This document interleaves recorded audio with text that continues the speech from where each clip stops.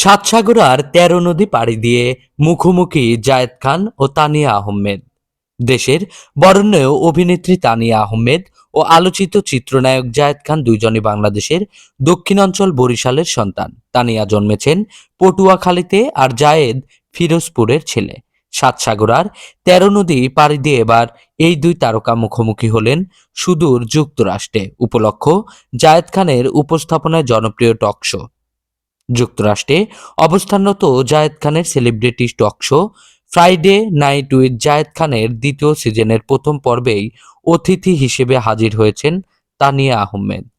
প্রথম সিজনের ১২টি পর্বের সাফল্যের পর এই বিশেষ পর্বের দর্শকদের জন্য থাকছে নানা চমক।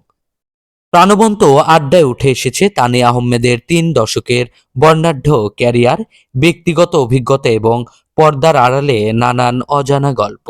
উপস্থাপক জায়েদ খানের সঙ্গে তানিয়ার জমজমাট কথোপকথন দর্শকদের দারুণ বিনোদন দেবে বলে আশা করা হচ্ছে।